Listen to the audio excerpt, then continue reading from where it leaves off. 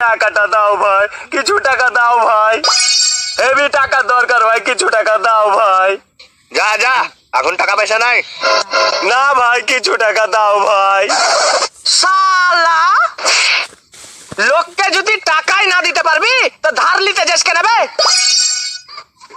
ভাই আমি ওর কাছে টাকা ধার চাচ্ছি। শালা জানা নাই শোনা নাই আমাকে মারা।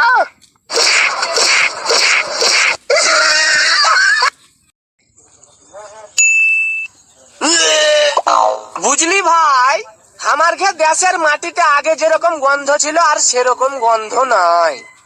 আবে ये যে মাটি লইবে গু তুই এলেছিস গু। এ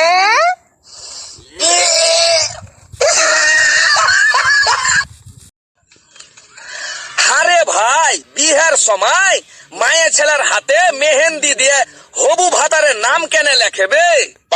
শালা খেপা, সারা জীবন খেপাই থেকে গেলি।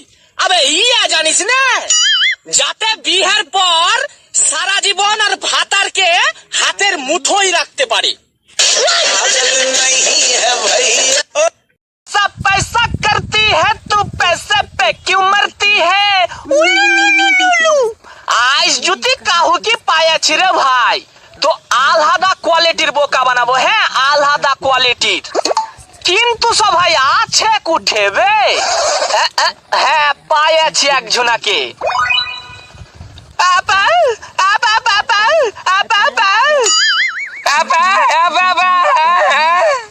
শালা, ওদিকে কি আছে বে? শালা, তোর ওদিকে কি আছে বে? প্রত্যেক দিন লোককে বোকা বানাইছিল। কত তু বুদ্ধিমানের বেটা বে, শালাকে চড়িয়ে পিঠে ছাল তুলে দিব।